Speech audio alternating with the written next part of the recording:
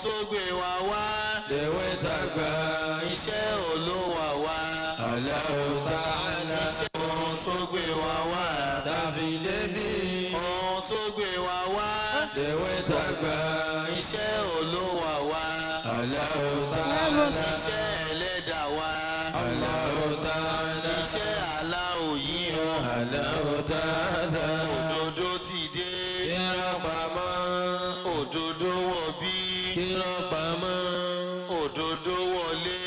Irọ́ parẹ́. Òkùnkùn parada. Ìmọ̀lẹ̀ tẹ́.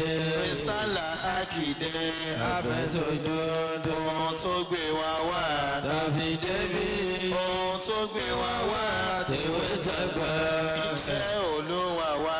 Allahu Ta'ala. Iṣẹ́ Ẹlẹ́dàá wa. Allahu Ta'ala. Iṣẹ́ Allahu yìí o. Allahu Ta'ala. Pétékèrò. Láti paná sílámù tó ń tọ̀yẹ. Ṣáwọ́ ọ̀tá wa àwọn ti forget. Pásálì kéékèèké dọ̀tí. Ilé ayé àwa. Kò ní dojú rú. Ilé ayé ẹ̀yìn. Kò ní dojú rú. Ẹ̀sìn Ìsìlámù yìí o. Kò ní dojú rú. Wọn ò ní rò wá pa. Allah. Wọn ò ní rò wá pa. Allah. Àwọn alárò ká èèyàn Wa onílù àgbà Allah. kò ní gbà lórí wa. Láíláí. Kò ní gbà lórí wa. Láíláí. Èròkèrò tọ̀tà lè gbà kó nígbà lórí wa. Àmín. Nítorí ètò kálẹ̀jọ́ kan là wá ń ṣe. Allah. Kálẹ̀jọ́ kan là wá ń ṣe. Allah. Àwa ò wá tako ẹ̀sìn. Kálẹ̀ ìjọkan làwọn ń ṣe Allah. Ká mọ Ọlọ́run lọ́kan. Allah. Bí mo sì ṣe sọ fún wa. Allah. Ká mọ àlà lọ́kan. Allah. Bí Jésù ṣe sọ fún wa Allah. ká mọ àlà lọ́kan. Allah. Bí Muhammad ṣe sọ fún wa. Allah. Gbajúgbajù fẹsẹ̀ wá sí lẹ́sìn Ìsìlámù Allah. Ẹ̀sìn ni ó kó wa kó. Allah. Ìwà ni ó kó wa kó. Allah. Ohunkóhun tá lè dàgbà.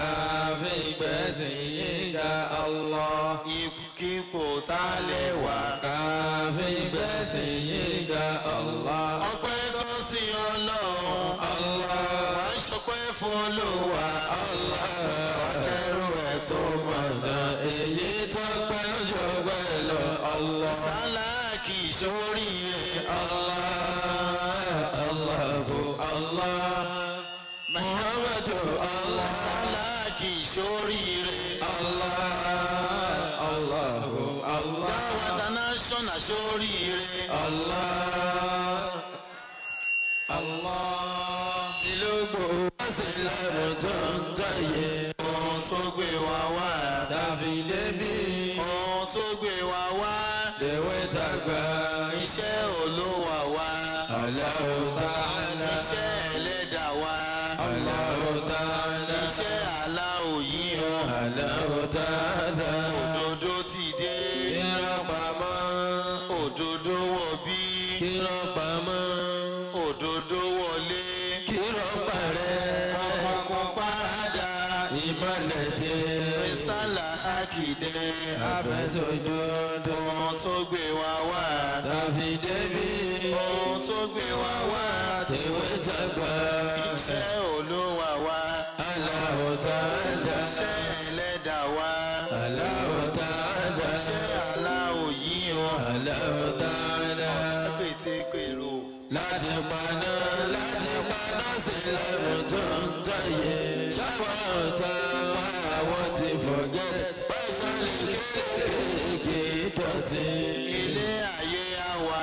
Kò ní dojú rú. Ilé ayé ẹ̀yìn. Kò ní dojú rú. Ẹ̀sìn Ìsìlámù yìí o. Kò ní dojú rú. Wọn ò ní rò wá pa.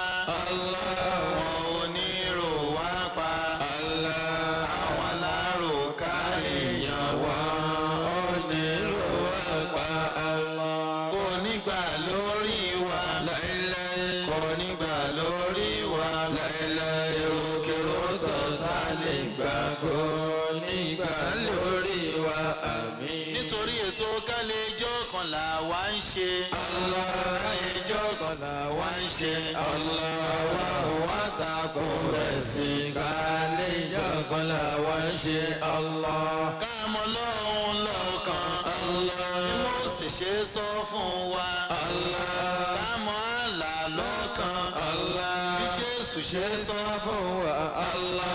Ká mọ Allah lọ́kan. Muhammad ṣe sọ fún wa. Gbajúgbajù fẹsẹ̀ wá sí lẹ́sìn ìsìlámù. Ẹ̀sìn ni ó kó wa kó. Ìwà ni ó kó wa kó. Ohunkóhun tá lè dàgbà fi gbẹ̀sìn yíga. ipò tá lè wà. Fi gbẹ̀sìn yíga. Ọpẹ́ tó sí Ọlọ́run. Wà á ṣọpẹ́ fún Olúwa. Akẹ́rù ẹ̀ tó mọ̀nà. Èyí tó pẹ́ ojú ọgbẹ́ lọ. Sáláàkì ìṣoríire. Muhammadu Sáláàkì ìṣoríire. Dáwà International ṣoríire.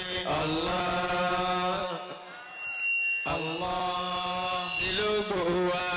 Dáwà International ṣoríire. Dáwà yẹ onílù gbòòwà. Dáwà International ṣoríire. Ẹ má gbàgbé wípé dáwà yẹ òun gan lọ tẹ́tí. Gbogbo ọmọ ẹgbẹ́ ṣoríire. Ohun tó gbé wa wá. Dáfídébí Ohun tó gbé wa wá. lèwe tàgbà. Iṣẹ́ Olúwa wa. Allahu Ta'ala. Iṣẹ́ Ẹlẹ́dàá wa.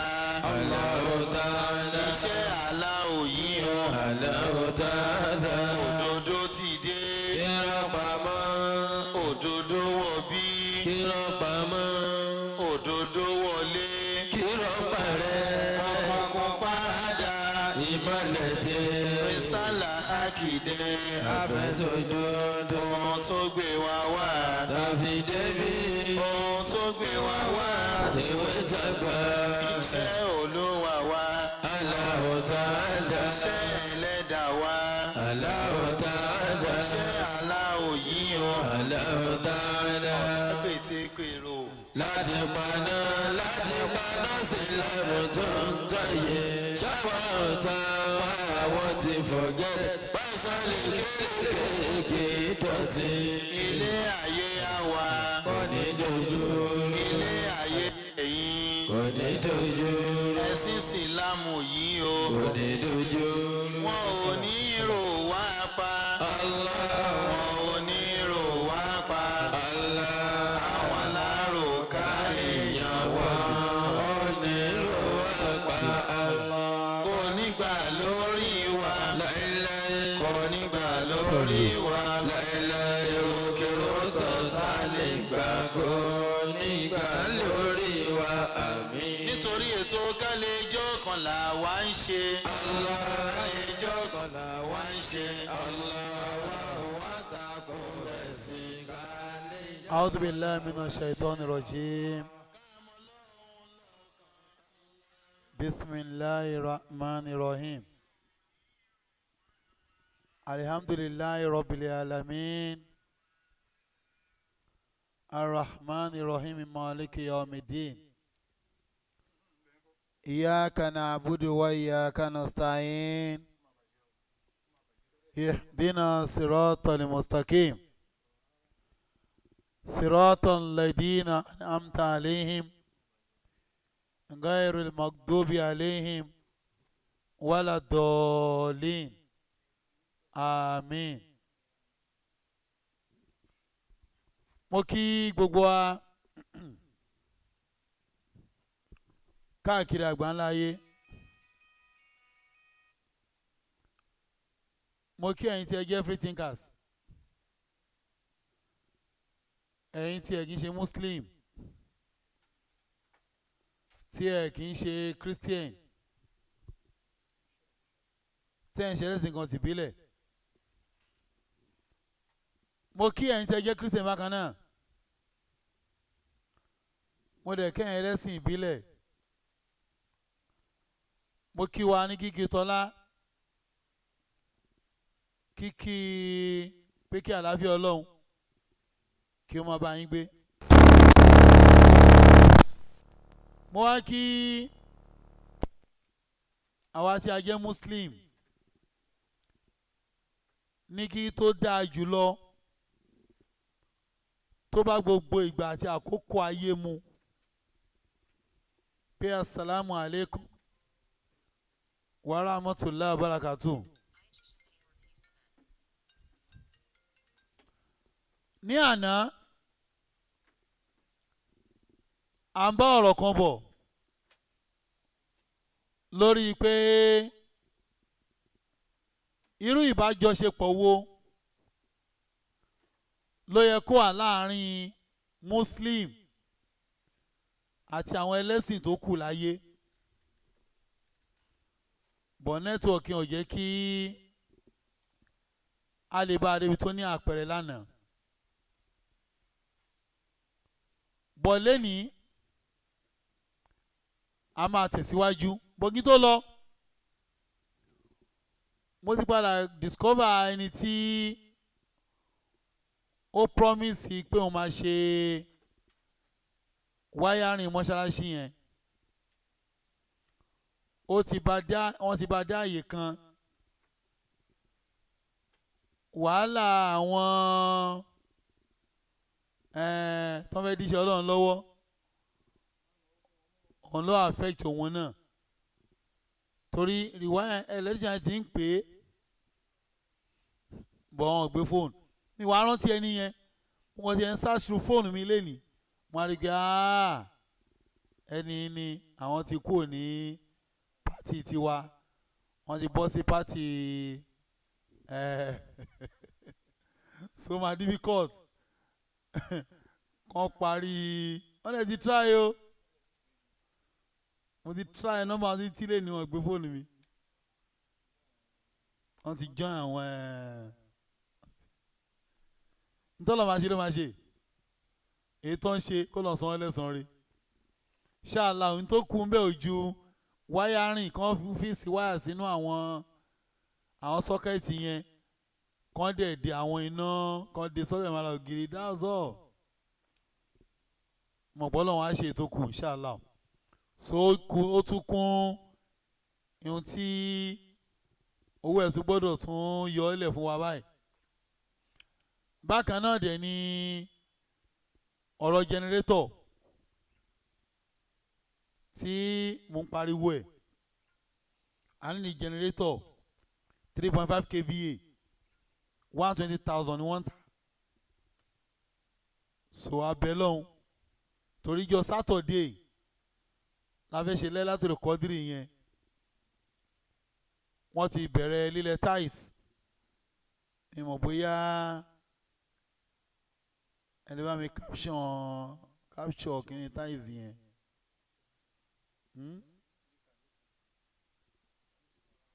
so wọ́n ti lẹ ẹgbẹ́ ògiri báyìí so kù ilẹ̀ ilẹ̀ wọ́n lè máa parí ẹ̀ between wọ́n yẹ kó parí lọ́la sọ́túnla bọ́ o ti dú already so wọ́n ti ṣe tó máa gbé bọ́ ò dúró àmì tó máa gbé táǹkì méjì lálọ́ra lánàá àbí ìjẹta ó di ìṣáná ìjẹta lálọ́ra ní Kòròdú mẹ́ẹ̀ so táǹkì méjì ti wà lẹ́lẹ̀ ìkan fún mọ́ṣáláṣí ìkan fún ará àdúgbò ṣáàlá so wọ́n dẹ̀ ti ṣe kíni scaffolding náà wọ́n ti dẹ́ẹ̀kì ẹ̀ lénìí tí wọ́n ti gẹ́ fọ́tò yẹn sì máa fi hàn wá àárí so kò jẹ́ ibi tí iṣẹ́ dé wáárìn ìyẹn ìwà ń bẹ̀ o ẹ̀rọ ọlọ́run tó ṣe dáàyè kan ó ti jọyìn pátì àwọn tọ̀hún sọ ọlọ́run kó ṣàánú wa a lè fẹ́ rú ẹ̀kú. ọ̀rọ̀ Ìkòyí prison àyà ń ṣe kí àbí sí wàhálà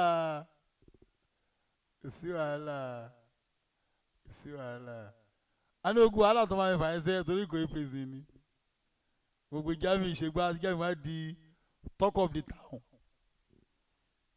to the talk of the town ọ̀rọ̀ yẹn ni wíta lágbára mi ṣe yẹn náà ọ̀rọ̀ yẹn ni wọ́n jọ mọ́ ni ṣe kó sọmọ́rọ̀ wọ́n jọ mọ́ ni ọwọ́ ti jọ kan ọwọ́ ṣe ẹgbẹ́ tí ìṣìméjì bá pàdé Yorùbá ní táwọn méjì bá pàdé wọ́n á fi ìrùkẹ̀ ju abáni máa ń sọ wọ́n ti pàdé kéèyàn praise alágbọ́rọ̀ mi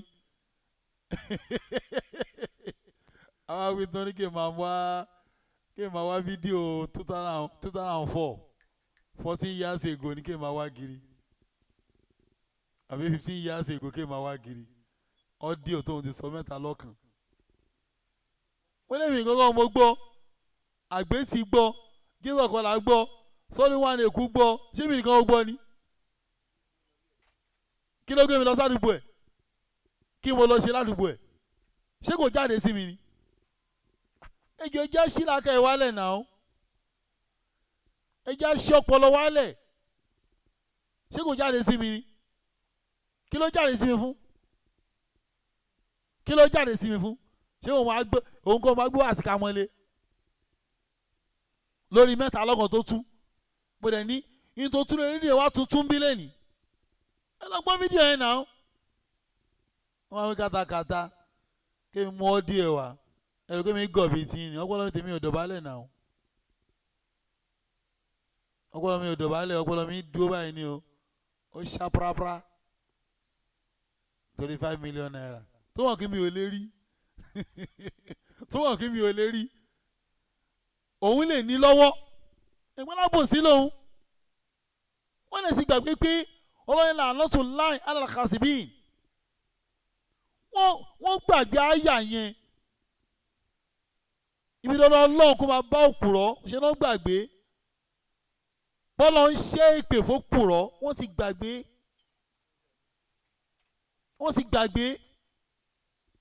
ọlọ́run tún ṣe ìgbà lábòsí again wọ́n ti gbàgbé ìgbà tí òsínà ìgbà tí kò popular nù àdìsí ẹ̀yà Kùránì wọ́n ní sábà lò ó bọ́ọ̀dì ẹ̀rí wọn ní tẹ̀lé ṣe ń tọ́lọ́ ń wí tọ́wọ́ tẹ̀lé ló máa tẹ̀lé tànà bì táwọn ìjọba pè wọ́n kèfèrí àbí tó bá ẹ wá pè mùsùlùmí gbé yín kèfèrí àbí tó bá kú pé wá pè wọ́n kèfèrí tí ì bá kèfèrí ó máa kèfèrí yẹn mọ́ Ọlọ́run máa fi lórí ẹnìkan náà méjèèjì sáwọn eléyìí tó ń pín tó ń jẹ́ pè Ọlọ́run. súnmọ́ lọ ni pé ọ̀rọ̀kọ̀ ìbìrì ṣì ń lọ lọ́wọ́ o investigation ṣì ń lọ àlówó yẹn ṣe a máa wà àwọn ẹ̀dẹ̀ sì ń bẹ̀ mí pé kí n jáwọ́ wọ́n sì pè mí pé kí n jáwọ́ ó dẹ̀ níwẹ̀ tí bá jáwọ́ màá fi wọ́n lẹ̀ fọ́lọ́ ni pọ̀pọ́n ní jìyà ẹ̀ ha wàláhì irọ́ ló wà ń bẹ̀ táwọn ò bá wá àwọn á jẹ́ inú ẹ̀kan tó kù láyé láwọn tó gbowó yẹn tó kó lẹ̀ tó má ti gbà tó bá wá lọ tán àwọn àrọ́mọdọ́mọ wọ́n á tún wá kọ̀ntínú ìyà tó ló wù ẹ̀ náà fi tọ́mọ ìbádẹ́ ti parí ọ̀rọ̀ wọ́n ní ilé ta bá fi tọ́mọ èrì ló máa wó ṣé ti gbàgbé ni kò ń ṣe pé ọ̀rọ̀ ni nígbà wọ́n fi àbòsí kójọ kì í tálẹ̀ àwọn tànádà kí wọ́n fi gbọ́ ayé ṣe owó tó bá fàṣì àbòsí kójọ ẹgbẹ́ tó máa ń sọ ni Yorùbá lága ẹ̀ gan o wọ́n ní alábòsí a máa lówó alábòsí a máa kọ́lé alábòsí a máa bímọ àtúbọ̀tán alábòsí nǹkan kì í dáa mọ̀ torí pé tó bá ń dùn lé ní ẹ̀yin ọmọ tó ń ṣe lọ́la ok ọ̀rọ̀ ṣì ń lọ now ọ̀rọ̀ owó tí owó project wa tí mo announce lánàá tí mi ò ráyè conclude owó tó wà nílẹ̀ tẹ́lẹ̀ was 4,993,000 493,804.67 kobo. Mo ní láti jọ 15 títí wọ 19 oye tó wọlé tí mo kà lánàá was 95,126 naira. Tábàrò mọ́ 4,493,804 ó máa jẹ́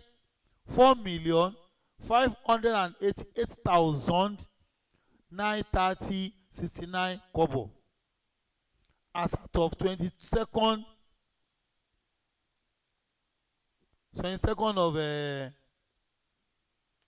of May.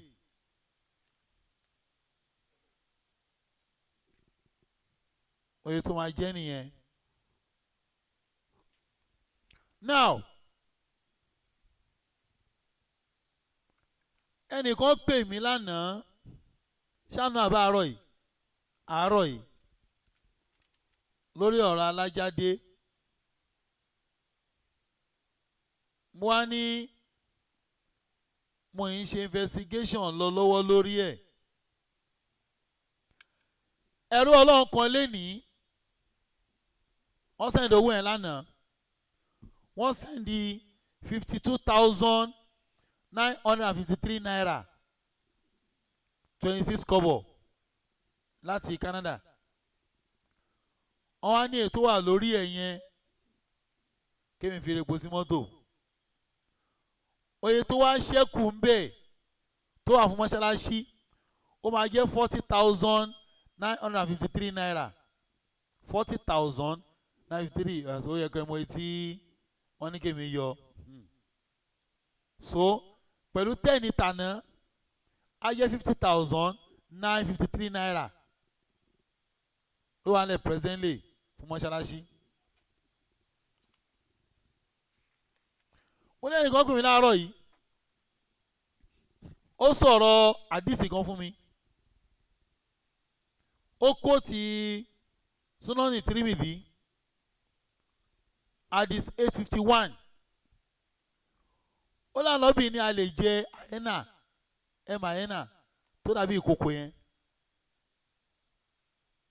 Kódà àdìsí ẹ̀ wà lọ́wọ́ mi tó kò sí mi. Wọ́n á ní but àyẹ́nà yìí náà òun náà máa ń jẹràn. Ìkòkò ní ajẹgunjẹrán lòun ó tún burú jájá lọ. Ó lànà bí la lè jẹ àdìsí tó wà Sunan Tirmidhi ni hadith 851. Èmi ò gbàgbọ́ tó gbogbo ẹran tó bá ṣe ní ọ̀gán ànábi la lè jẹ. Ẹ má ṣì mí kó tiẹ̀, ẹ má sì ní kí wọ́n jẹ kókó. Wọ́n sọ ní o ṣe gbé ìwádìí ṣe ń kún wádìí lọ ni. Ànábi la lè jẹ ìkòkò ládìs tó sọ ihu bọ́ àlè jájá ládìs tó sọ ihu. Ok ẹ jẹ́ fìyẹn lẹ̀. Má ṣe o. Àfáà wa mo ṣe mẹ́sẹ̀gì wọn lálẹ́ yìí ni. Àfáà wa Mubarak láti ìlú Ẹ̀pẹ́ mo ṣe ka mẹ́sẹ̀gì yẹn lálẹ́ yìí. Friday yẹn ò ní lè wọ́ torí ó ṣeé ṣe torí láti Thursday láti ọ̀la máa busy pa. A lè ṣe live program lọ́la. A lè ṣe ní Friday no the next week Tuesday torí wáàsí wà látọ̀la máa lówó dé onírin máa wà ní next week lówó dé ní wáàsí lọ́la nìyẹn dẹ̀ èrò àní wáàsí lọ́la ebi náà ni Friday ńgọ́ gbọ́dọ̀ lọ Friday fẹ́ mọ schedule mi ni o ìjọ òní táwọn àdúgbò ẹ̀ náà ó dàbí next week nìyẹn ìkómọta ni náà mo béèrè ní ẹ̀ náà wọn pè mí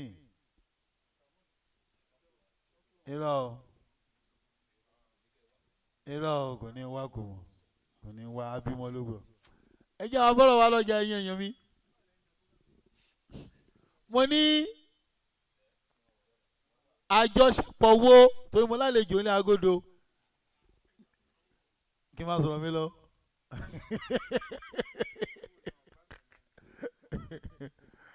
ní ẹ̀fọ́ tó ṣẹlẹ̀ ọ̀rọ̀ kò í yẹn ni ó wà ń bì ìmọ̀mù wà ní agodo òun oníṣẹ́ fẹ́ sọ̀rọ̀ tó rántí bẹ̀mí láàárọ̀ yìí mo dẹ̀ ní tẹ́ bá sọ̀rọ̀ ẹ máa bọ́ gbangba wá sọ ni pé wọ́n fẹ́ pa yín wọ́n ní kẹ́ ẹ jáwọ́ kí n yọwọ́ mi kú òun bẹ̀ mo lè torí sí í jáwọ́ àwọn afáwọn fọlọ́hún but ẹnu àwọn sọ fúnra wọn o èmi kọ́ torí èmi kọ́ mo bẹ̀rẹ̀ ọ̀rọ̀ àwọn náà bẹ̀rẹ̀ ọ̀rọ̀ èmi kọ́ ṣé mi ni ẹ wà àwọn rè àwọn náà jókòó ṣe sí ní wọn ìmọ̀ọ́mù nìyẹn ẹ̀kọ́ ni wọ́n kọ́ wà ní agodo ni kọ́ ni wọ́n kọ́ wà ń bí ni o náà gbọ́n lọ ni pé náà èmi àná ìmọ̀ọ́mù ló ní àwọn èèyàn ń pe àwọn lọ́tún lọ́sí kódà ẹnìkan ìpè mí rọ̀lẹ́ yìí bàbá tẹ́lẹ̀ máa pè mí yẹn bọ́ mo wà ní prógámù kó mọ yẹn gbà yẹn wọ́n á ní tí máa ṣe tán ṣàlà mi ì tẹ̀ sọ́ nọ́mbà wọn pé máa kó wọn padà bọ́ àti ìráyè sọ̀rọ̀ sọmọ lọ ni pé tọ́ bá fẹ́ sọ̀rọ̀ wọ́n á yọjú sí yín o mi mọ̀ ń gbà yọ bọ̀ ó sì ń lọ ṣáṣá owó tó sì wà ńlẹ̀ ẹ jẹ́ ń pé kí n tó tẹ̀síwájú jẹ́ ń pé ìmọ̀ọ́mù wa WOJUOLA wọ́n làwọn fẹ́ fún wa ní update tí wọ́n ti gba àwọn méjì lẹ̀ wọ́n ti gba ẹ̀ńtà sanwó ẹ̀ gangan was Abdulfatah Adesina 25,000 naira yẹn ó ti jáde lẹ́wọ̀n lẹ́nìí wàhálà ó ti jáde lẹ́wọ̀n lẹ́nìí alhamdulilayi so wọ́n àwọn fẹ́ fún wa update ẹ jẹ́ ìdílé àwọn yẹn náà wọ́n ní kí n pàtàkì wà lórí ètò bí àwọn ò ní lè mú wọn wá lálẹ́ yìí pé táwọn máa ṣe ni pé monthly àwọn á máa update wa bó bá ṣe ń lọ bọ̀ wọ́n ní máa kún wọn lálẹ́ yìí ká fi gbọ́ ibi tí ọ̀rọ̀ dé dúró látẹnu wọn ẹ jẹ́ n sáré pè wọ́n. Ìmáàmù WOJUOLA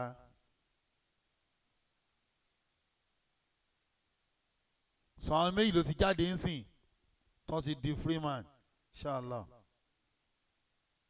ọlọ́run ní sẹ́ni kankan wá sẹ́wọ̀n ó dí òdà.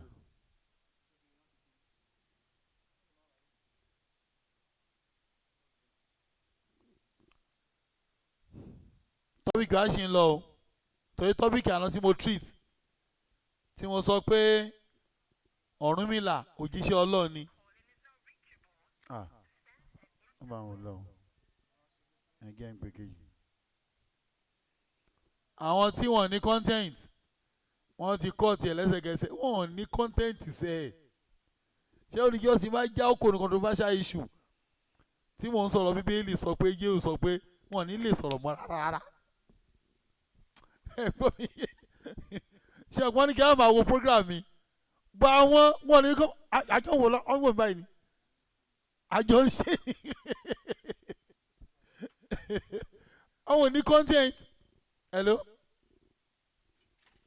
hello hello hello network ni àwọn ní content mo sọ fún yín. Mo ti ní máa pè wọ́n ókè bí wọ́n ń kí tàràwé lọ́wọ́ àwọn ti àbí it's after 9 tí wọ́n ti kọ́ ti sáré kọ́ tiẹ̀ ibi tọ́nà tí wàá mú wọn sí ni pé wọ́n ti fi hàn wọ́n ti fi kún ibẹ̀ yẹn kí mo sọ́pọ̀ ni pé ẹ má jájá o wọ́n ti gbèsè ọ̀rọ̀ tí ẹ́díìtì yẹn kú ẹ máa jájá non post láti látẹ̀gàn láti yọjọ́ yìí àti ọ̀hún non post láti yọjọ́ yìí wọ́n ti wá post ẹ máa jájá náà ẹ lọ wò yẹn náà o ẹni tó post ẹ máa jájá ó ti post ẹ máa jájá mọ́ ẹ get wọn ò ní content ni ṣé dandan kéèyàn dúró lórí Facebook ni is it compulsory if you don't have anything doing. Get out. Now, mo ní afáà ìmúra ilé àwọn sọ̀rọ̀ kan lánàá tí mo play video fún yín. Pé àwọn Saudi wọ́n wá ìṣọ̀kan tó gbóná. T'Amẹ́ríkà compel wọn gbọ́dọ̀ ṣe. Wọ́n fẹ́ harmonize Christianity, Ìsìlámù àti Judaism. Nasara kan ló fẹ́ harmonize o. Christianity ló fẹ́ harmonize. But torí pé wọ́n máa ń tu sí Nasara ló ṣe Nasara nu fídíò yẹn. Wọ́n máa ń tu bẹ́ẹ̀. Ẹni tó bá lè tu bẹ́ẹ̀ olódo ni. Mo ń tẹnu wọn sẹ́ẹ̀. Nasara ṣe Christian rárá. Àwọn Zionist tó ń gbé sí yín lẹ́nu wọ́n ti ń jáwọ́. Ìmídìí ẹ̀ ń jẹ́ kó yín pé rọ́lẹ̀ ń pa. So mú wọn lọ ní pé wọ́n lọ fẹ́ ṣe meeting ní Saudi Arabia. Àwọn ọba dẹ̀ máa gbà á wọlé ní tó lọ condemn. Inú sọ́ọ̀tù kàfírùn mo kà fún yín lánàá. Quran chapter 109 verse 1 to 6. So mú wọn lọ ní pé tọ́lọ́ wa parí ẹ̀ sí làkúndínù kún wàlíẹ̀ dín. Tọ́lọ́ parí ẹ̀ sí nìyẹn o. Wọ́n wá fẹ́ ṣe meeting lórí ẹ̀ pé Ọlọ́run ló sọ tiẹ̀. Àwọn fẹ́ revisit tiẹ̀. A fẹ́ máa ṣàjọṣepọ̀. Kí Muslim máa lọ ṣọ́ọ̀ṣì jọ Sunday. Kí Christian wá sí mọ́ṣáláṣí jọ Jímọ̀. Sátidé kájọ lọ sí Jerusalemu. Ká ló máa ṣe ogun ẹ̀ pọ̀. Wọ́n fẹ́ ṣe nìyẹn o. Saudi ò dẹ̀ ní choice dàkọ̀ tọ́ bọ̀wé. Ayé wa ti bàjẹ́. Èmi kàn mọ̀ pé ẹ̀yàn tó yín mọ̀ ṣe rí Ọlọ́run ẹ̀dá ń pète Ọlọ́run ń ṣe ti ẹ̀ ni. Ṣé bẹ́ẹ̀ lẹ́ ń ṣe ti Ọlọ́run tó ní Ìsìlámù ò ní fi ilẹ̀ ìyẹn ló dájú. Ayé àfẹlòmí ìpààrọ̀ yín ni. A kò yín kú òun bẹ́ẹ̀. A wá gbọ́ àwọn tó ń la káyì síbẹ̀. Tọ́ọ̀nì gbárẹ́dẹ̀ dẹwọnú ẹ̀sìn fún wa. Tọ́ọ̀nì máa kọ útúbà lé ìmọ̀ọ́mù lọ́wọ́. Pé ètò wa Amẹ́ríkà tiẹ̀ ẹ̀yọ́ kú o. Àìdá tí London ń ṣe ẹ̀yọ́ kú o. Àìdá tí Amẹ́ríkà ń ṣe ẹ̀yọ́ dànù. Eléyìí ni ẹ máa lò. Tó tó máa gbọ́ wọn lè sanction wa. Tí wọ́n láwọn tó ń tú lábá fún wọn. Trump gbọ́ lábá wa bó làwọn tó ń tu fún. Kò gbọ́ France ó làwọn tó ń tu fún. Kò gbọ́ Spain ó làwọn tó ń tu fún. Kò sí iná tó ẹni tẹ́lẹ̀ sọ tán ní gbọ́. Kókò gbé sétí ni David máa tún go anything fún ni. So wọ́n monitor gbogbo tó ń ṣe ń bẹ̀. Direct náà ń gbọ́. Ìyẹn la fẹ́ ṣe o. Wọ́n ní irú àjọṣepọ̀ wúlò ẹ̀kọ́ wà láàrin wa. Láàrin Mùsùlùmí àti gbogbo àwọn tó wà láyé. Anna Muhammad ó bá àwọn tí ò ṣe Muslim lò gbà náà. Ṣebí gbọ́dọ̀ ti bẹ̀rẹ̀ ilé ayé ẹ̀. Ṣé bá rí àwọn ẹlẹ́bọ ni? Àárín àwọn abọ̀rìṣà ní Mọ́kà ló ti bẹ̀rẹ̀ ìgbésí ayé. Kó tó gbàjọba báwo ló ṣe ń lò láàrin wọn? Ṣó ta wọ́n nù ni? Kò ta wọ́n nù. Bọ́n ṣe fara ní ànábì tó sallallahu alaihi wasallam kò torí ẹ̀gbin wọn ṣépè. Wọ́n dẹ́yẹ sànábì. Pé má bàa ṣe o. Ẹ má tó oúnjẹ fún wọn o. Wọ́n wá ń jẹ èpo igi. Wọ́n ń jẹ ewé. Wọ́n wá ń yàgbẹ́ ẹran. Dé ike níjọ́ kan Umaru ó lọ bá ànábì ilé. Òkúta ló dè mọ́kùn. Torí káwọ́tà máa bá gbé dànù kátẹ́gùn máa bá gbé dànù. Nígbà tó máa wọlé ànábì sallallahu alaihi wasallam ó bá àwọn kèfèrí tó ń jẹ tó ń mu tó ń dànù. Umaru wá wọlé bá oúnjẹ Ọlọ́run sallallahu alaihi wasallam. Ànábì kí náà kàn fi lè lórí. Ó ní ebi pọ̀. Ó láránṣẹ́ Ọlọ́run máa dé ìgbà ló máa dé. mọ̀tẹ́ nọ́ọ̀sì làgbọ́ ìjọ nọ́ọ̀sì yẹn fẹ́ dé ìjọ wo ìjọ ni àsọ̀rọ̀ ṣe fẹ́ dé. Ànábì ní kí ló ń béèrè òkúta méjì ló wà nù tèmi ebi ọkọ ni wọ́n dè mọ́nú ó ṣe Ọlọ́run nìyẹn o kò torí ẹ̀ gbé wọn ṣépè. Ànábì lọ sí Tọ́ìf sallallahu alaihi wasallam nígbà tó ń lé Mọ́kà ara Tọ́ìf da òkòbó ẹ̀jẹ̀ bó ń ṣe Ọlọ́run eyín ọ̀kún ẹ̀ kan Jùbílù wá bá pé wà Ànábì sallallahu alaihi wasallam Ọlọ́run rán mi pé ìtò bá fẹ́ ni kí n ṣe fún ẹ ṣé kí n ti ìyẹ́ mi bo di ìlú yìí kí n ré wọn dànù kí o gbọ́n parẹ́ sallallahu alaihi wasallam. Ànábì ní fi wọ́n lẹ̀ táwọn eléyìí ò bá gbà àrọ́mọdọ́mọ ń bọ̀ á gbà fún mi sallallahu alaihi wasallam. kèfèrí nìyẹn o Ànábì torí ẹ̀ máa ń jà o torí kò tí ì sáṣẹ Ọlọ́run tó ní kó retaliate. Àwa wí tán kí ẹ̀kọ́ máa kó ti àdìsí mọ̀ọ́dún àdìsí àwọn dìdìrìn umiritu ayùkọ́ tìlú ànánsì látàyè ṣẹ̀dá aláìláì làlá àbí àpàmì láṣẹ kí máa pààyàn ẹnìkan ní yóò ẹ̀kọ́ tìlú yẹn ò tí wọ́n ti kọ́ pààyàn ẹ bá wọn jà ní bá wọn jà lórí kíni náà bá wọn jà pé kó fi pá gba aláìláìlà láwà bí tádìsì yẹn bá lọ wọlé pẹ́rẹ́ ẹ̀wà òkè nìyẹn o torí Kùránì gbé wá náà ṣe ẹ̀ka Kùránì ẹ̀ ń ka ìṣòro tẹ ní nìyẹn Kùránì kan àdìsì mẹ́wàá ni Kùránì wọn ò tú Kùránì tọ́ rí níjọ́ ti tọ́ sẹ́fsìrì wọn ò tú tọ́ rí látọ̀ gbọ́n wọn ò tú tọ́ rí báwo ni wọ́n tán torí pé àyà kan àdìsí 20 ni àyà kan àdìsí 30 ni báwo ni agba kí ọ̀nà bẹ́ẹ̀ débi tó lọ. ọlọ́sàn sọ́ọ́sì bàkọ́rà Quran chapter 2 verse 256 láì kò láà fi dín kò sí jẹ nípa nú ẹ̀sìn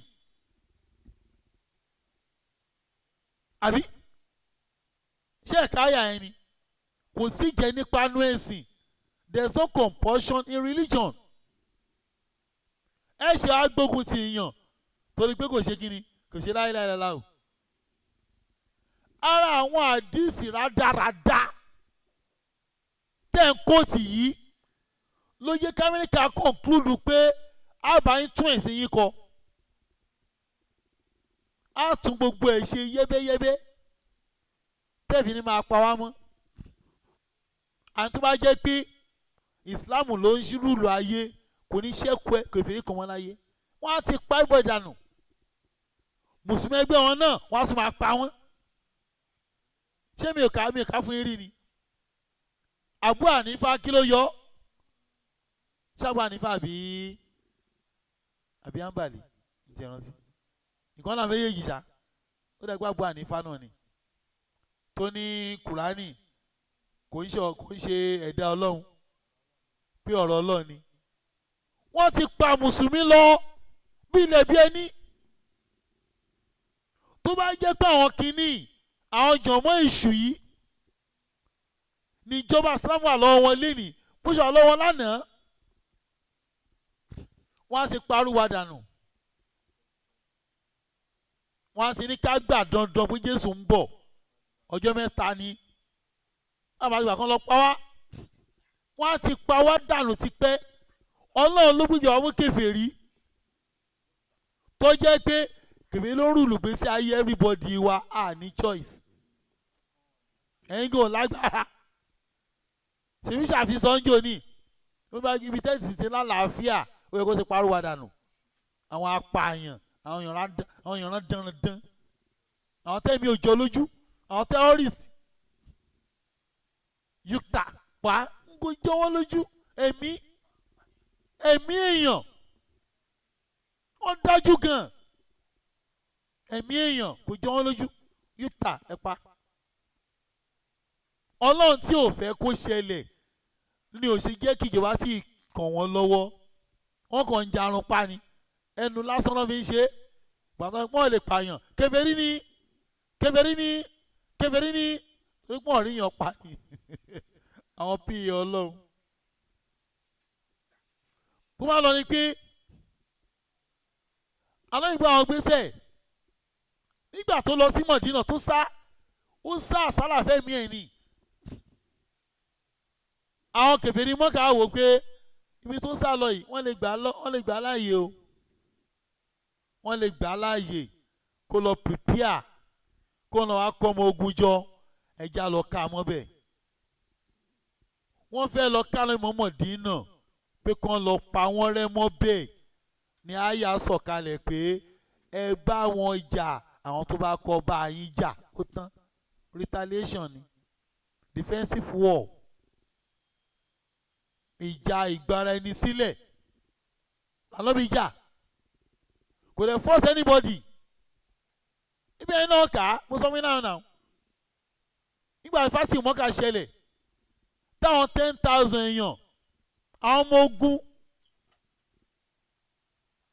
tọ́jọ́ kó Mọ̀dínà tó ń bọ̀ ní Mọ́kà tó bá ṣe ájì kí lànà bí wí àná mi ní gbẹ́ tó bá àná mi dó lẹ́nu ibodè Mọ́kà ó lọ gbẹ́ tó bá sá sílé kèfèrí Abu Sufyan àníbàjà ẹ̀ ń bá sá sí Kaaba àníbàjà ta ló wá fẹ́ jà nísìn ẹ̀ ń bá yẹ kèfèrí o ìtàlọ́ mi sọ nìyẹn o sá sọ́dọ̀ kèfèrí ẹgbẹ́ ẹ tó ń jà Abu Sufyan tó bá ti wọlé ẹ̀ mí ní bá yín jà ìwọ tó bá jẹ́ mùsùlùmí tẹ́rù ń bà ẹ́ tẹ́lẹ̀ wọ mọ́ṣáláṣí lọ mí ní bá yín jà sáwọn ìgbà bá wọn jà ni kó bá wọn jà náà ìyẹn ló bí tírítì yẹn pé jákujọ máa ṣe é pọ̀ àrípọ̀ náà ti kàǹkà wọn náà ti lẹ́nu ń bẹ̀ lọ́lọ́ fi sọ àyà yẹn kalẹ̀ pé làkúm dínú kún wàlíyẹ̀ dín ìyẹn tẹ́ ẹ sìn èmi ò ní sìn ìyẹn tẹ́ mi ń sìn èmi ò ní sìn èmi náà aṣọ ìtọ́lọ́ wa condemn jọ́nà lọ́hùn lamẹ́ríkà gbédè yìí o òun náà gbédè yìí o mo sọ fún yín lánàá pé wà sí nẹ́sọ̀gì lọ mo ní kámẹ́kà dìde lẹ́nìí pé wọ́n fẹ́ wó Mọ̀dínà wọ́n fẹ́ wú sàárẹ̀ ànábì kú ombẹ̀ wọ́n á ṣe successfully ni mark my word wọ́n á wú sàárẹ̀ ànábì wọ́n lè gbé lọ Amẹ́ríkà kan lọ sí wọ́n lè gbé lọ UK ìṣẹ́ tí ó bí wọ́n tó lálágbára ni wọ́n Saudi Arabia ajá àwọn ní púpẹ̀tì lásán lòun ìtàmẹ́kà bá fẹ́ ló máa ṣe sọmi lánàá náà Amẹ́ríkà ti kọ̀ǹpẹ́ẹ̀lì Crown Prince pé kó lọ sí 100 night club sí Mọ́kà 100 night clubs mo sọ fún ìlànà ẹ lọ gọ́gùn ẹ̀ Saudi Music Festival wọ́n ti ń ṣe wọ́n ti ń gbà wọ́n kàn wá Saudi àwọn bàdó wọ́n sì wọ́n Saudi láìláìlọ́lá àtúbọ̀tán ayé dé àtúbọ̀tán ayé dé kàkà àwọn mùsùlùmí ká ronú òṣì là ń ṣe ànábì Jésù ń bọ̀ ní ìdààmú ayé wa Islam ń parẹ́ lọ díẹ̀díẹ̀ tí ọ̀ràn wa tí ó kàn wá là ń bá ká afẹ́ tẹ́ wọn lọ́rùn ṣáá ni alẹ́ nǹkan gbèmí láti UK ní ìrọ̀lẹ́ yìí ọ̀rẹ́ mi dáadáa ni o running stars òun gbá research kan tó lágbára gan o Jésù ń bọ̀ o kódà gan ẹni tí ò ń ṣe muslim kan kèfèrí kan báyìí ó ṣèwé kan ó ní Jésù ń bọ̀ ó kó ti Kùránì ó kó ti àdíìsì mo láyé wáta ó ní kí mo mí mo ní kèfèrí ṣe wà láìláìlá láwùgbọ́ tí ò mà lọ́mi lálọ́ bí Ọlọ́run tí ò yan zàká tí ò gba àwẹ̀ tí ò ṣe ájì òun ló wá gbàgbọ́ pé tí Kùránì sọ pé Jésù ń bọ̀ yẹn òótọ́ ni tí ò sáyà lórí ẹ̀ gbogbo àdìs tó sọ bẹ́ẹ̀ òótọ́ ni mo lẹ́yìn òfura ni pé kèfèrí ó wá gbàgbé Jésù ń bọ̀ ní Kùránì nínú àdìsì ẹ̀ẹ́dẹ̀ fura ètò jẹ́ ọ̀tẹ́ntíìkì ókè tó túmọ̀ sí ni pé ìwọ tó bá ti gbà pé Jésù ń bọ̀ ó bá máa bọ̀ ọ̀ṣà kò sí wàhálà ẹ̀ ṣí bẹ́ẹ̀ kọ́ ni kí lóun ìfọlágbá mi ní pírífílẹ́jì òwe ní Jésù ń bọ̀ ni wọ́n bá kú bá burú ẹ̀ wọ́n pàtì alágbá mi èèyàn ní láìláì èèyàn ń borí ilẹ̀ Ọlọ́run jẹ́ ó ń bá sìlámù jẹ́ wọn ò bẹ́ níbọ̀dì mọ́nà Jamiu nìkan ni tí wọ́n fẹ́ bí among torí bàbá rẹ ní bálà ọ̀là kì í yá ò lè rẹ ní bálà èyí ó mà ṣe o wàláì ò lè la Ọlọ́run ló ń là yàn wàláì tàláì ó sọ fún ẹ rí ó mà ṣe o sórí Ọlọ́run mi tó bá fi sí ló máa bá a ìyẹn ló ṣùọ̀ fún mi jù gbẹ́gẹ́ mo máa ń kọrin orin nǹkan ọ̀bá mi mú orin yẹn wá mo fẹ́ play orin yẹn máa play orin yẹn pé ìgbẹ́kẹ̀lé ènìyàn asán ló jẹ́ ìgbẹ́kẹ̀lé ènìyàn asán ló jẹ́ ẹni bọ́ Ọlọ́run dúró ní ó máa rere ẹni bẹ́ẹ̀ ènìyàn dúró ìṣubú rẹ̀ ò ní dáa ìgbẹ́kẹ̀lé ènìyàn asán ló jẹ́ ẹgbẹ́ mo kọrin yẹn torí a ní ẹni ò fẹ́ ní lójú lè fata sẹ́nu ìgbẹ́kẹ̀lé ènìyàn asán ló jẹ́ ẹni a ní ó kíni lẹ́yìn ó lè fẹ̀gún sọ́wọ́ ìgbẹ́kẹ̀lé ènìyàn asán ló jẹ́ ó lè bí àmọ́ǹgì wọn lè fà é gòkè ṣáwọn eléyìí èèyàn láìláìláìlá ọlọ́fọ̀rún kẹ́ ṣáṣìlì sọ̀rọ̀ kanjọ́ kan ó ní báyìí bá tọ́ná fún ọ tó bá ń jò wí wọ́n á ní àfẹ́ ó jò tó yìí ẹ̀bá náà ẹ̀bùn náà ẹ̀fọ́ ẹ̀bùn mi pa iṣẹ́ ayé nìyẹn abáwọn èèyàn rán dandan yìí kọ́ ṣé o pín irùngbọ̀n inú dì sí ìwé irùngbọ̀n wọ̀nyí ó mà ṣe o ọmọ ti kú ìyá ògbọ́n lé ó wá bí mi léèrè mo bá wọn lò gidi gan ni wọ́n dà mí ni mo ń sá fún wọn wọ́n mọ tá a jọ ń pò ó wọ́n á fẹ́ tẹ́rí sí i wọ́n fẹ́ bí èṣù mu gàrí ìwọ tó ní síbí wàhálà ò ní síbí èṣù èmi ní wáyọ fi ń jẹun ni àjọ ní kọrin èmi àti wọn ni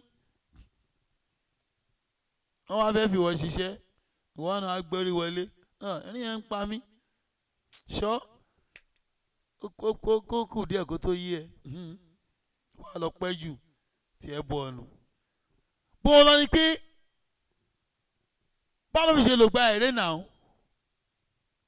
gbọ́dọ̀ fèrè gbé ṣé wàá níbi tó wá tí wàhálà ti wá dé àgbọ́yé Quran tá a ní ló kó bá wa ló kó bá àwọn jọmọ yẹn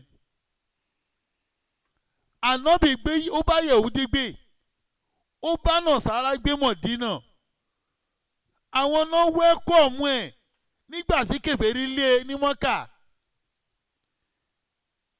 àwọn tó bá Mọ̀dínà ò ṣe Mùsùlùmù Yẹhudi ni wọ́n Násárà ni wọ́n gba Mósè gbọ́ wọ́n gba Jésù gbọ́ bọ́ wọn ṣe wọn lẹ́yìn ànábì níjọ́ náà lọ́hùn wọ́n lè gbá wọlé àwọn àyà kan àtúwá rú àwọn àfa wa lójú ìyẹn ló fọ́n nì wàláì èmi ọmọ kéwò máa ń tẹnu mọ́ bọ́lọ̀ fún mi ní kímọ̀ tó ṣá prapra gbin ní bínú mo ti lè sọ̀rọ̀ jù mo mọ tí mò ń sọ ni mo mọ tí mò ń sọ lórí kí n máa sọ bẹ́ẹ̀ mọ́ ẹ̀wọ̀n tó ní wọ́n máa sọ mọ́ mo kàn fẹ́ rán yín létí ni wọ́n tó máa sọ bẹ́ẹ̀ pé ẹ̀ tí ì mọ̀ mí ẹ̀ dẹ̀ máa mọ̀ mí ẹ̀ kí mò ń ṣeré ni ẹ̀ mọ̀ mí by force by fire by force èmi ò fọ́n bú o wàláhì àánú yín ló ń ṣe mí o àánú yín ló ń ṣe mí o wàláhì àánú yín ló ń ṣe mí torí mi ò dájú o mi ò dájú lánàá bí ò dájú àná bí ò dájú ìjọ tí wọ́n pa Amsa lórí ọlọ́ta lánìí àná mi ń sun ẹkún báyìí ni wọ́n tún wá pa á tán wọ́n wá yọ ọkàn ẹ̀ wọ́n fi ọ̀bẹ gún wọ́n wá yọ ọkàn jáde wọ́n wá ní sórí ọkàn kàtá èrè ọ̀nà bí wàá va ò lẹ́mìí ara ẹ̀ bí kí o ti máa mú ẹni tó pa Amsa tiẹ̀ ta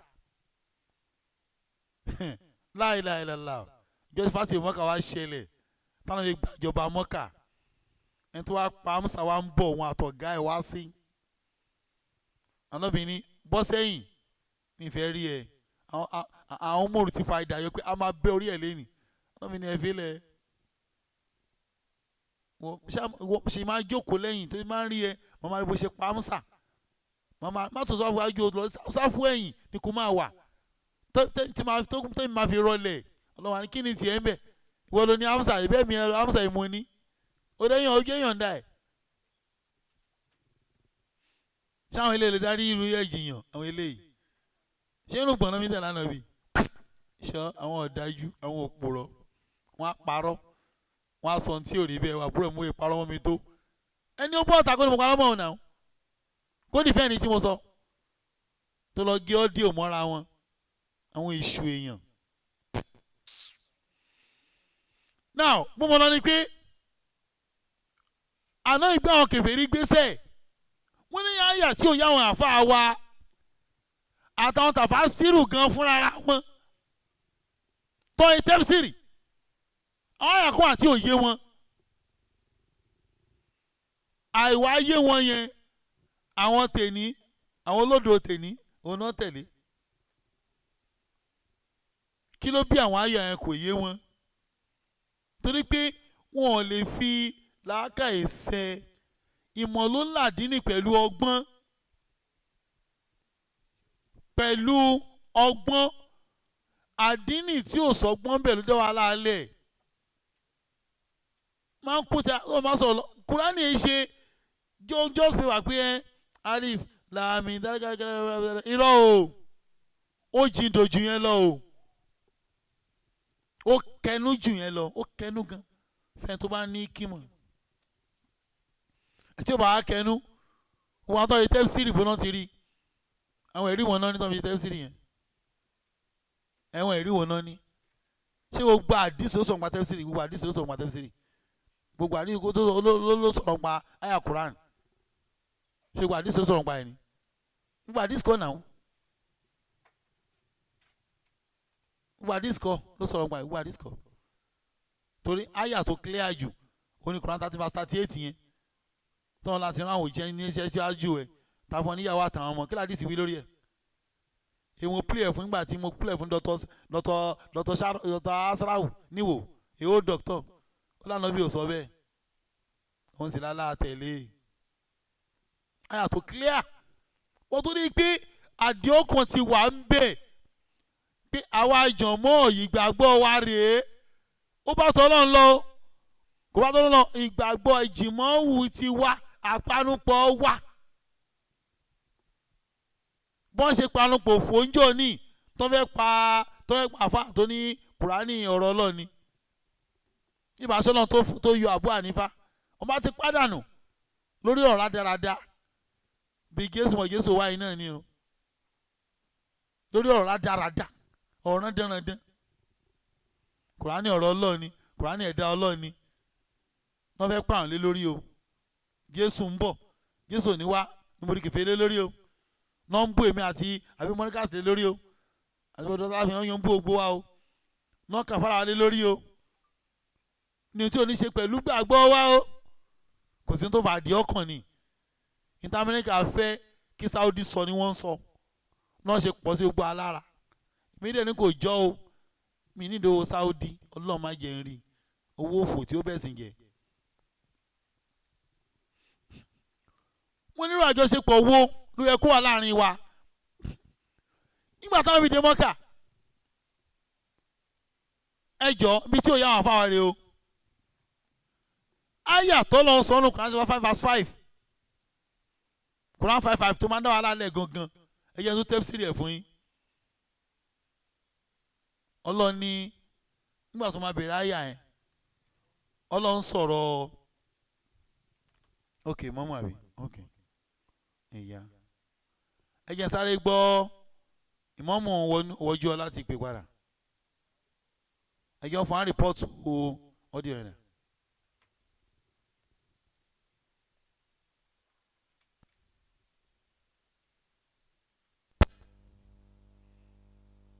ẹ mú wa.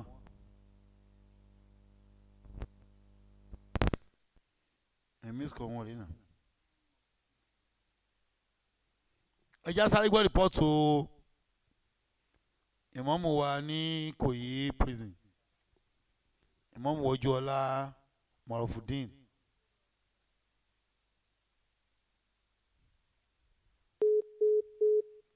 wọ́n àwọn ọmọ àti lọ́mọ.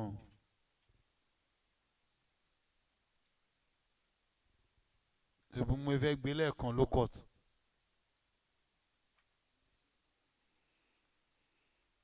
ẹ̀mí ìfẹ́ kí ẹ jẹ́ kínní ni. mo ní àyà tó náà kọ́kọ́ sọ tó fi so mùsùlùmí. The number you're calling is not reachable. sáwọn nìyẹn. hello. ya assalamu alaikum. Waalaikum salam. Salat yẹn ṣe yamayama ni. èmi náà rí bẹ́ẹ̀ o mo ti pè yín padà. ok.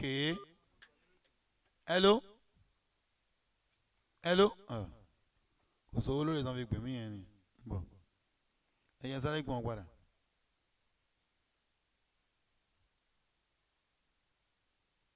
ok. ok zen lele. ẹ̀yẹ sáré bá wọn sọ̀rọ̀.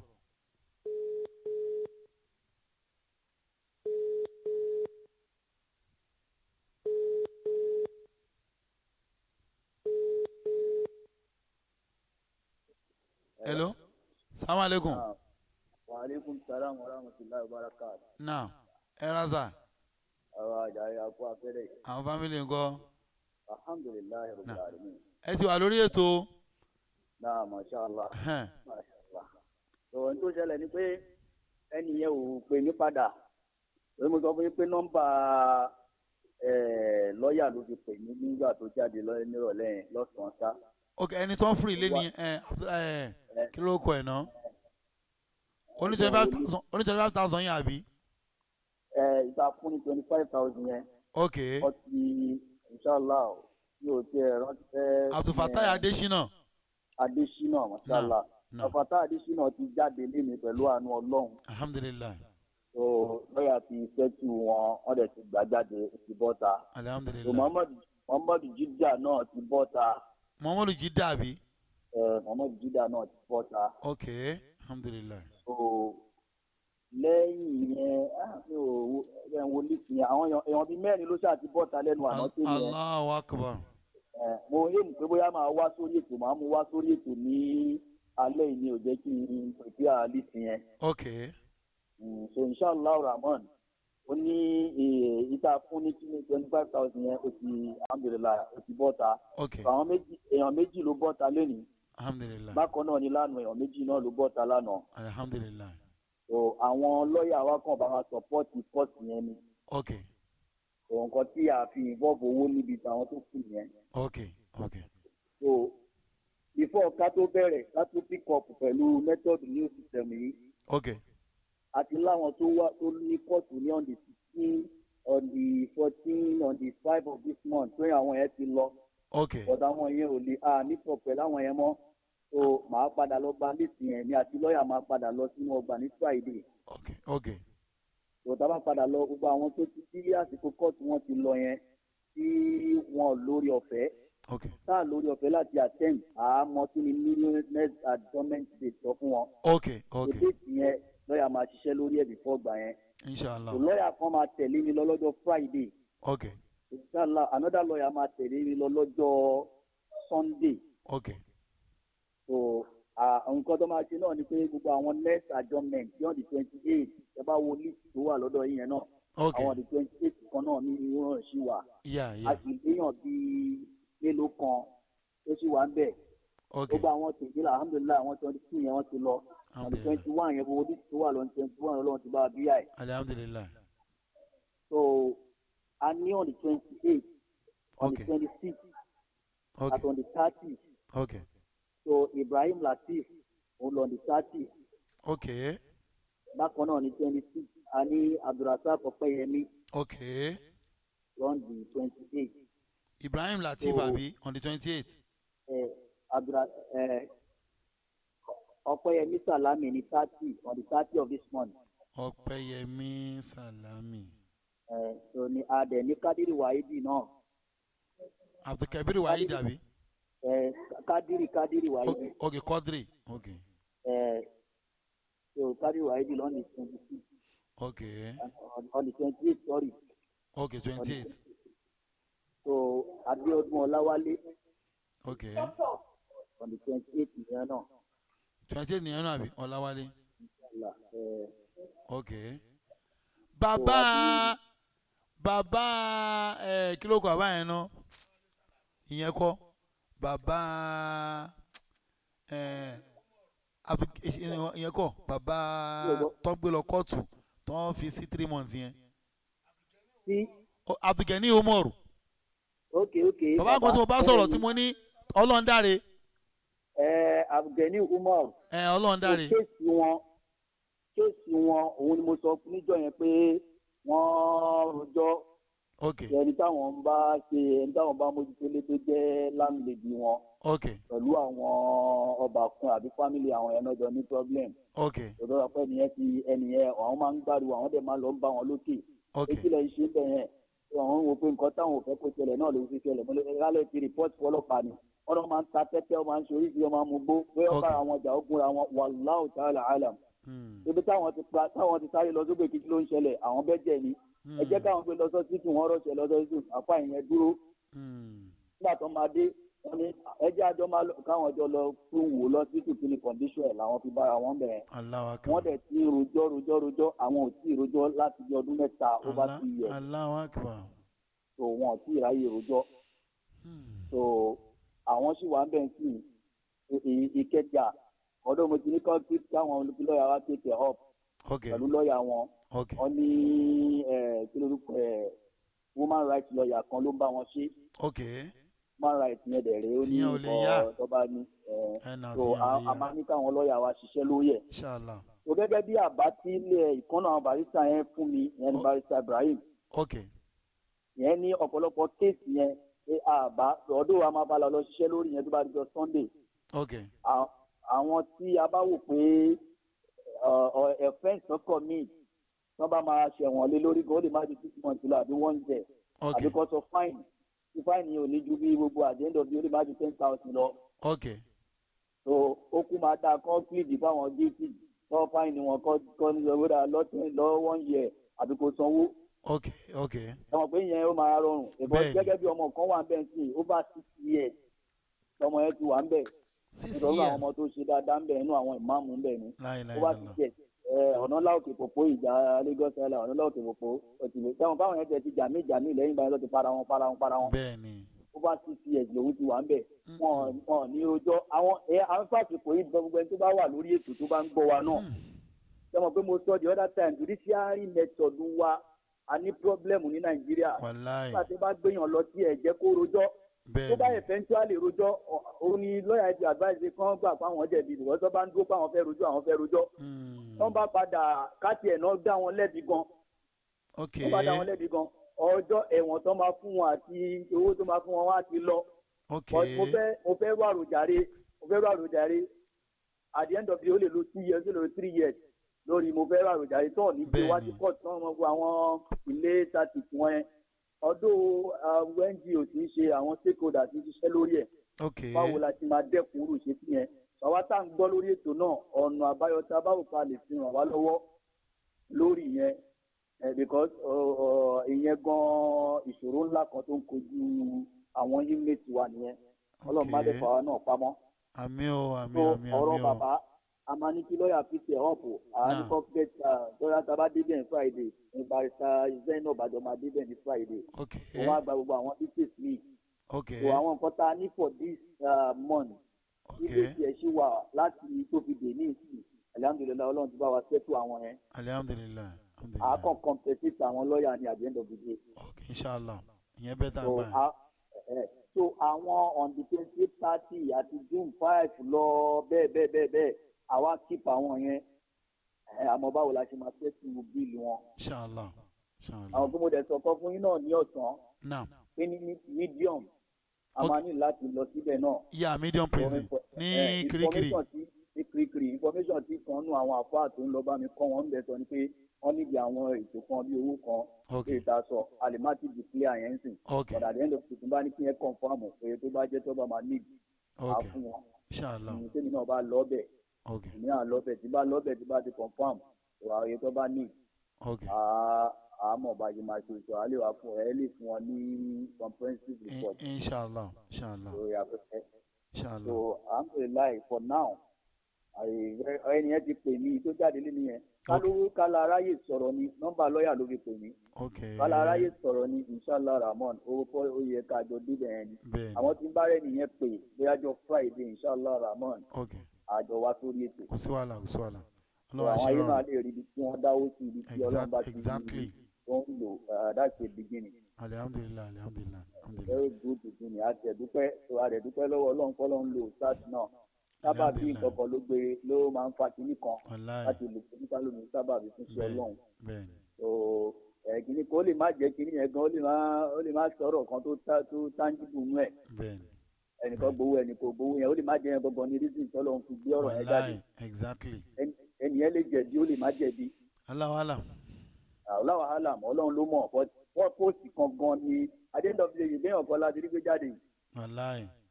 adẹ̀tí èèyàn mẹ́rin ló ti jáde but àtọ́páwà la san owó kan àwọn tó kù àwọn fámìlì wọn ti san gbogbo àwọn fáìní yẹn àwọn lọ́ọ̀yà wa kàn bá wa gbá níbi tó fi jáde.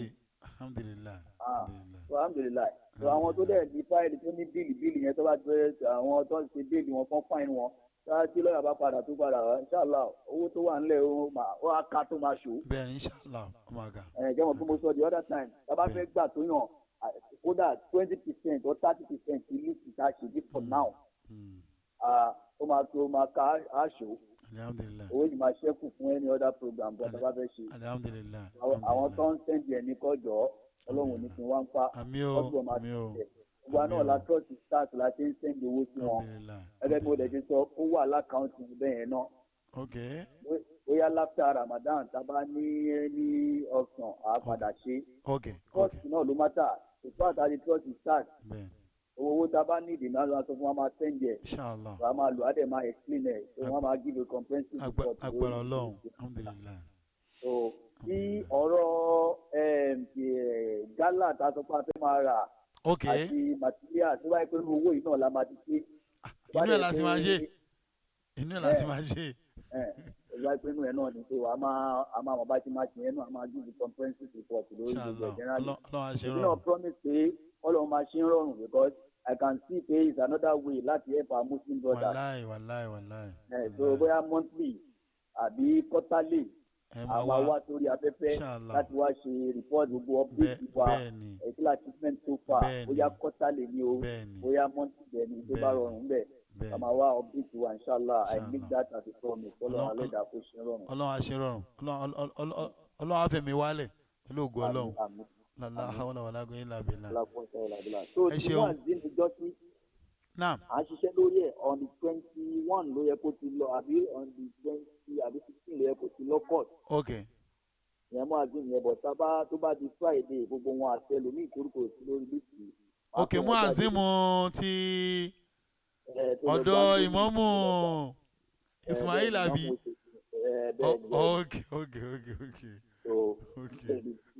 òun náà àti ọ̀rọ̀ tiẹ̀ ní 50,000 àbí nǹkan lọ́pọ̀ 50,000 ni.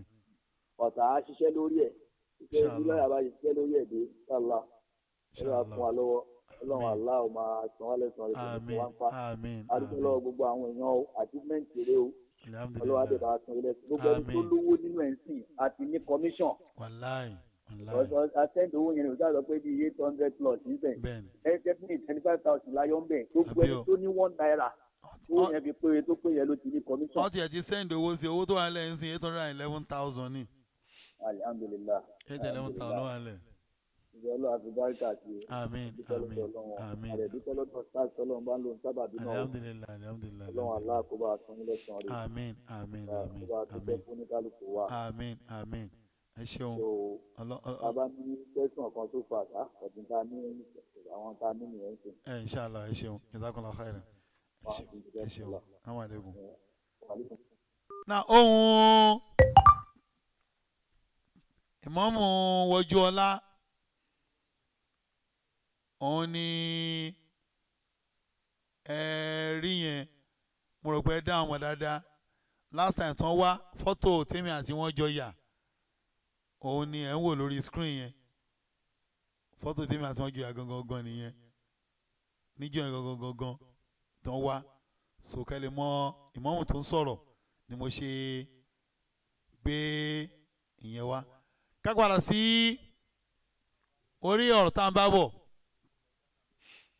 Mo ní àwọn àyà kan àtòrú àwọn àfáwà lójú. Ṣé mẹ́rin kò bẹ́ẹ̀ ni? Ok. Ẹjẹ́ àwo ẹjẹ́ asáré yanjú ti ìmáàmù tó ń fẹ́ àjọṣepọ̀ láti ìlú Ghana. Máa ṣe ní English náà o. Máa ṣe ní English. But English yẹn mi ti lè mọ specific dates. Bóyá nú àwẹ̀ ni o. A ti sọ̀rọ̀ obìnrin náà. Ó dẹ̀ kí n bèèrè lọ́wọ́ mọ́mù náà o. Ẹ jẹ́ sáré pè wọ́n lórí afẹ́fẹ́.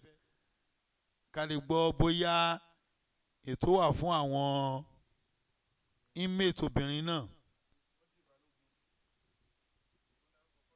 No, orúkọ Quadri Balógun wà níbí, àbí? No, Quadri Muhammed ni o. Hello sir. Hello ya Imam. Àwọn èèyàn ń béèrè pé àwọn obìnrin pé kí là ń ṣe sọ̀rọ̀ tiwọn. Inshallah mo ti sọ pé ìbárísà máa wáyè tó bá di Friday tẹ́lẹ̀ àti lọ́ọ̀yà bá mi.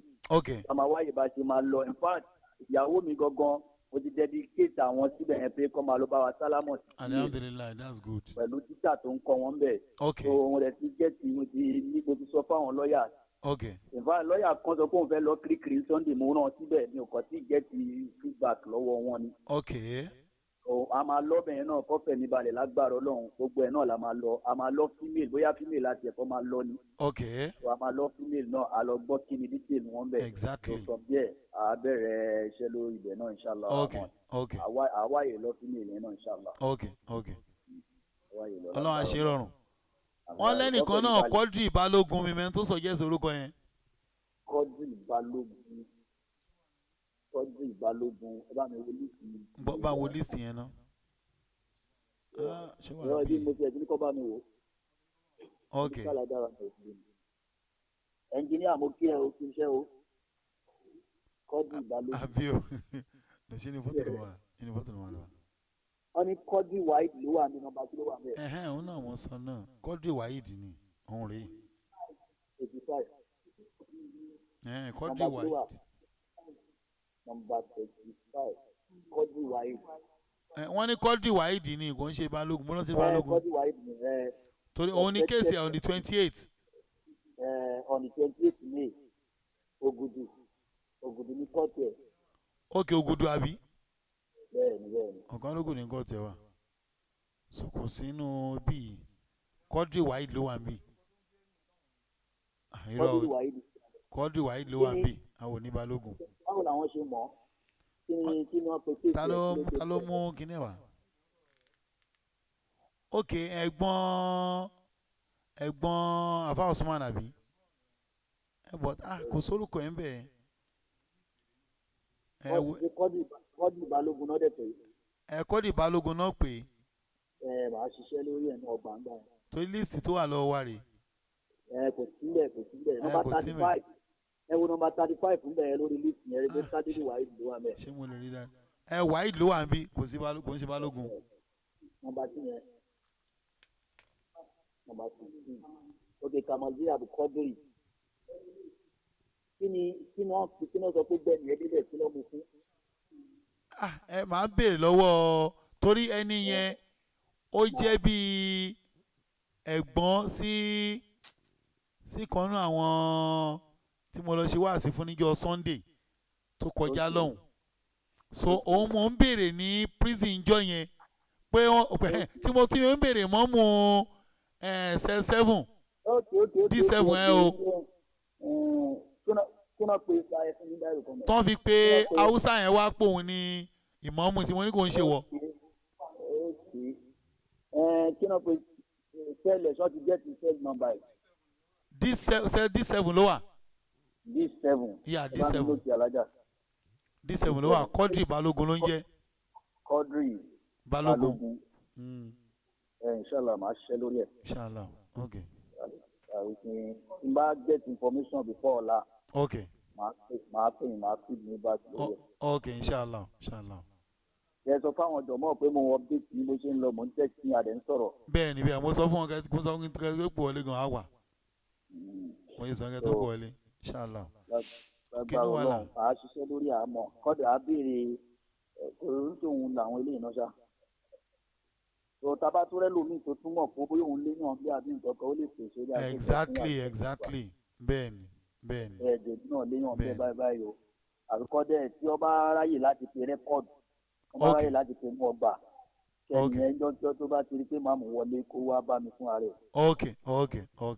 ó lè táìtì díẹ̀ láti dọ́dọ̀ mi tó bá takú wọ́n á fún láyè tó máa kọjá sọ́dọ̀ mi. Okay. tó pé ńgbà míì ni máa ń ṣe ìrànlọ́dún mọ́ wọn pé ẹ̀jẹ̀ kẹ́rù wọ̀lú wá jẹ́ wọn pé ó ń tó tọ́ wọn bá dẹ̀ ṣe bẹ́ẹ̀ wọn bá lé àwọn nẹ́sẹ̀sì jùlọ máa kàn wá gbé wọn lódì tọ́bì máa irú ẹ̀ máa ń ṣẹlẹ̀ ọ̀dẹ̀ ni máa ń sọ fún wọn pé let him come ọ̀dẹ̀ máa ń sọ fún everybody pé if you have any problem come you are free to come and tell me. Yes now that's how it should be. but àwọn elétò lè máa fún ní wọn ní freedom torí pọ́n mọ́ra wọn. bẹ́ẹ̀ni àwọn ọba ìmáàmù àwọn pípọ̀ burú àwọn ọmọ àwọn tó wà náà bà lọ mọ́ra wọn. ọjọ́ mọ́ra wọn ni. ọjọ́ mọ́ra wọn. ó tọ́ kẹrù tá ó dẹ̀ tọ́ kó lówó ẹ̀ náà. àbí ọkọlọ́wẹ̀ wà exactly. sí wàhálà ṣáàlà ẹ ṣeun. àṣìṣe lórí sílẹ̀ ní ẹbọ lóṣù ṣáàlà. exactly ìyá gbọ́gbà ẹ ṣeun sàmàlẹ́kùn. now ẹ já padà sí ètò tá à ń bá bọ̀ progress nìyẹn alhamdulilayi at least àti láṣeyọrí èèyàn mẹ́rin lẹ́nu ìjẹta sẹ́ni alhamdulilayi so more are still coming out agbára ọlọ́run mo àtọ́ lẹ̀ ń dáwó mo fọlọ́ ọlọ́run mo fi tọrọ fún yín tó máa gbé yín dẹ́wọ̀n ọlọ́run ní jẹ́ rí àwa náà táwa náà à ń kọ ẹ̀ tó máa gbé wa dẹ́wọ̀n pa lọ sùn bẹ̀ mọ́jú ọlọ́run yìí kémi àti ẹ̀ yorí ẹ̀dẹ̀rẹ̀ ti débẹ̀ yìí náà ọlọ́run máa jẹ débẹ̀ mọ́ o la hawla wala quwwata illa billahil azim al-fatiha bismillahir rahmanir rahim alhamdulillahi rabbil alamin arrahmanir rahim maliki yawmiddin iyyaka na'budu wa iyyaka nasta'in dina siratal mustaqim siratal ladina an'amta alaihim ghayril maghdubi alaihim waladdallin amin. So ẹjẹ́ ìmọ̀ bá ti prison lọ́nà ẹ má sì jàgbé hospital wọ̀ tí wọ́n àwọn tí ń kọ̀ síbi létí gbọ́rọ̀ ẹ̀ hospital level náà inshallah. Kí ni aṣọ yẹn ẹ̀rọ lọ́n kó gba aṣọ kan wá ó wà bẹ́ẹ̀ kódà pákéjì yẹn ó wà pa gan àwọn tó bá ṣẹ̀fẹ̀ sọ̀rọ̀.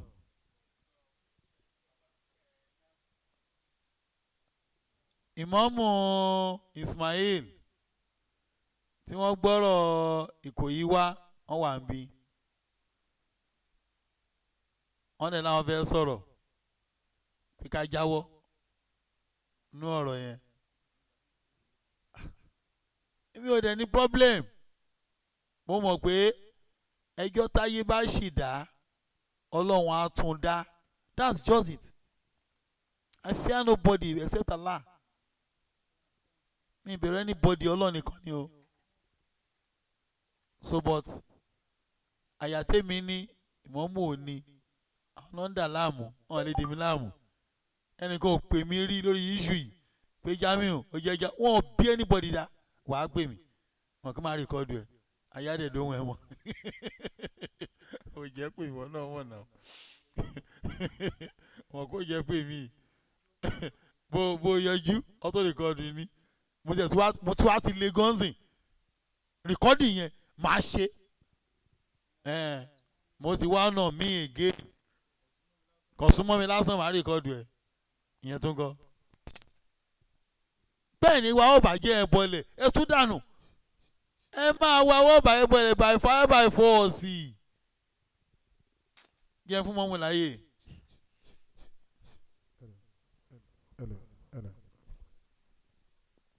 ẹ bá ń ok kò tiẹ̀ nídìí mo lè fi wọn láti bẹ̀rẹ̀ náà iPad méjì mo ní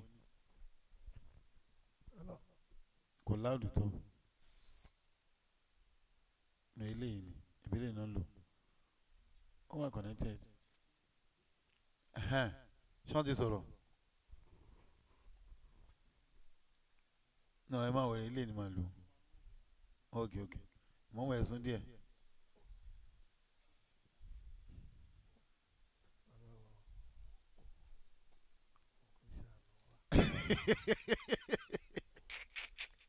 Oh, ẹ jẹ́ kí n fẹ́ pè tọ́pìkì alẹ́ yìí again kò sí wàhálà. Now,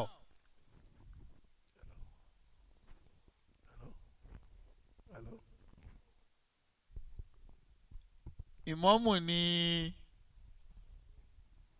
wọ́n wà lórí ètò yìí kò sọ̀rọ̀ ní ẹ̀mí tí láìpẹ́ wàyí ti rí wọn lẹ́gbẹ̀ẹ́ mi ṣá.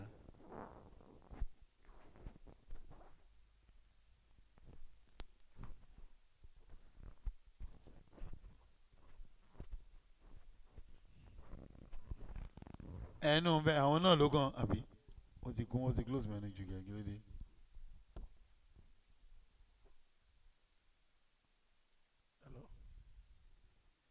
ẹ sálà sáwọn èèyàn. Assalamu alaikum wa rahmatullahi wa barakatuh. Wa alaikum salam wa barakatuh. Náà ìmọ̀ọ́mù rèé o so gbogbo ohun tó ṣẹlẹ̀ tí mo brief yín díẹ̀ lánàá nǹkan ṣe wá sórí ètò lálẹ́ yìí nìyẹn o so bismillah ìmọ̀ọ́mù rèé o kí ló ṣẹlẹ̀ kí lẹ wá fún lálẹ́ yìí o. Assalamu alaikum wa rahmatullahi wa barakatuh. Wa alaikum salam wa barakatuh.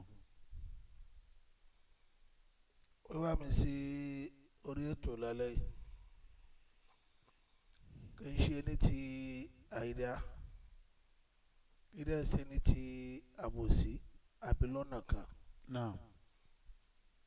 Wallahi al-azim kì í ṣe ní tàbòsí àbí ní ti kankan. Mo wá sí orí ètò lálẹ́ yìí láti wá bẹ̀ gbogbo àwọn tí ń wo ètò yìí àti láti wá bá bàbá wa Ustazjamiu Adégúnwà lórí ọ̀rọ̀ tí ń lọ lórí Ìkòyí prison.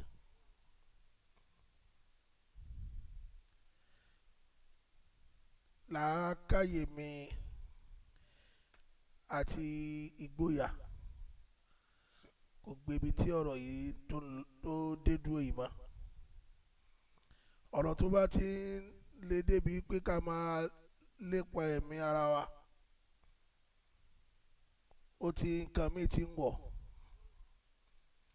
torí tó ṣẹlẹ̀ láti last week àti sùn gan máa ń bà mí lẹ́rù. Mo ti máa ń receive àwọn calls oríṣiríṣi gbà mí èpè ẹlòmíà sọ̀rọ̀ yóò bú mi kankan. Mo ti wá sórí ètò yìí láti wá clear ara mi. Ẹ̀dá kan ò ràn mí láti bà ìmúràn ẹlẹ́yà jẹ́ lórúkọ jẹ́. Káwọn náà jáde kó dífẹ́ǹdì ara wọn tí n ta bá sọ tó bá jẹ́ rọ́. Ramadan là ń gbà lọ yìí kọ́lọ́n fi ṣèdájọ́ tó bá já sí pé ìdá kan ló ràn mí láti bà wọ́n lórúkọ jẹ́. Àmọ́ láti last week sẹ́ni ẹ̀rù ń bà mí lórí ara mi pàápàá lórí àwọn ọmọ àtaya. Lórí last week mo receive call kan Assalamu alaikum mo dá wọn lóhùn wọ́n ní láti ṣẹ̀rí ìdímọ̀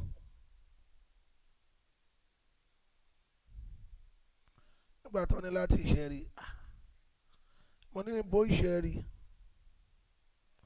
wọ́n ní láti dárò náà wípé ṣebí wọ́n ní ẹni interest lórí ọ̀rọ̀ àṣìárí mo ní bẹ́ẹ̀ ni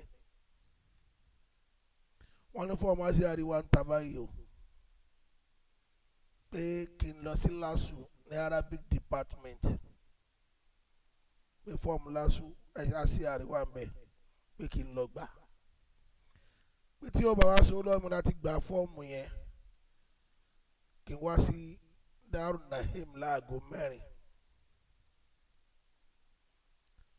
ní alẹ́ ẹjọ́ yẹn mo try number ustaz pé kí n fún wọn feedback call tí mo receive fún sínsìn but wọn pí kan lọ wà lórí ètò the following morning mo pè wọ́n pé sir báyìí ní call tí mo receive lálẹ́ àná kọ̀ọ̀kan wọ́n ní àwọn fẹ́ dé Markaz lọ́dọ̀ bàbá wa mudiru Markaz ṣe Habibullah pé àwọn wà lọ́nà ọ̀dọ̀ wọn báyìí pé kí n máa bọ̀ wá bá wọn bẹ̀. ní ìgbà tí mo gbéra mo lọ bá wọn ní Markaz Lágége mo explain ní issue yìí fún Ustazjamiu Ustazjamiu wá sọ létí bàbá mudiru Markaz ni mi gbọ́dọ̀ lọ kò sí tó kan LASU pẹ̀lú fọ́ọ̀mù àṣìárí wọ́n ń ta fọ́ọ̀mù àṣìárí LASU mi gbọ́dọ̀ lọ anywhere pé wọ́n wá láti dá fèsì mi mọ̀ láti dá ojú mi mọ̀ ni pé kí n má lọ mi ò dẹ̀ lọ sí anywhere Ustazjamiu náà padà wá drop mi sí àdúgbò mi lóṣòdì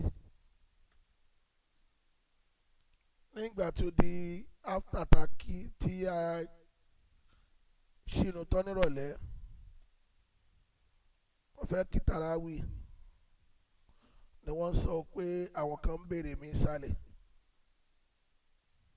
àwọn wo wọn làwọn ò mọ àwọn onítọ̀hún àwọn yẹn jẹ́ ti ń pè nulẹ̀ èmi ó kí tàràwì ìtàn kí ni tó lè dá anybody lóhùn gbàdá kí tàràwì ìtàn mo bí àfáà tí ó wá béèrè mi àwọn onítọ̀hún kọ́ṣọ́ ti wà ó ní wọ́n láwọn padà bọ̀ pé wọ́n ti gbé mọ́tò gba ìsàlẹ̀ báyìí kọ́ láwọn padà bọ̀ mo ní ó dá pé bọ́ èmi ò mọ àwọn onítọ̀hún láì ní fọ́ ọ̀rọ̀gùn wọ́n padà dé lóòótọ́ wọ́n gbé Toyota Corolla wá Axis colour nígbà tí wọ́n bọ́lẹ̀ nu mọ́tò yìí salamu aleykum adáhùn sálámà wọ́n ní ṣé èmi ni ISMAIL IMAM ISMAIL mo ní bẹ́ẹ̀ ni tí ó bá yá sí pé ìmúra àfa làwọn ẹni yìí múra ó ṣeé ṣe kí n confuse láti bẹ̀ àmọ́ àwọn mẹ́tẹ̀ẹ̀ta tó wá bá mi ò múra àfa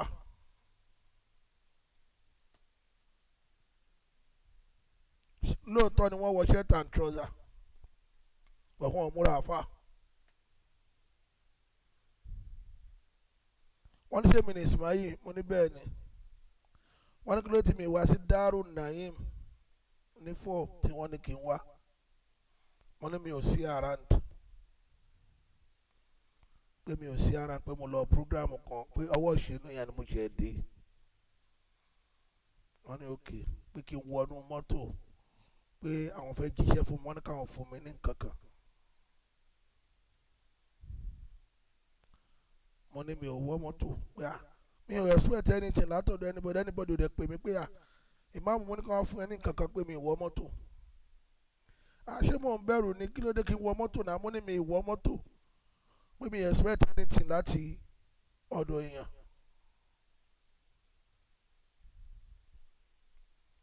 ṣàlọ́rọ̀ kan jọ náà nígbà tí wọ́n rí i pé ohùn mi ti ń lọ sókè àwọn mẹ́tẹ̀ẹ̀ta wọnú mọ́tò mi ò mọ̀ pé nìkan ṣì wà ń di stiarin torí bá wọnú mọ́tò èmi rò bí bóyá fẹ́ lọ mú kankan bọ́ọ̀lẹ̀ ni mo rìn sẹ́yìn díẹ̀ wíwọ́n mọ́tò tọwọ́ ní mọ́tò yẹn kọ́ múfù bẹ́ẹ̀ ni bí wọ́n ṣe lọ.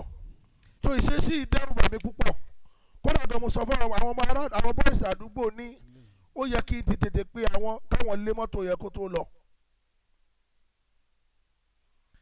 ẹ̀rù bà mí púpọ̀ mo kúrò ní tàràwì báyìí mo gbalé àfáà mi lọ.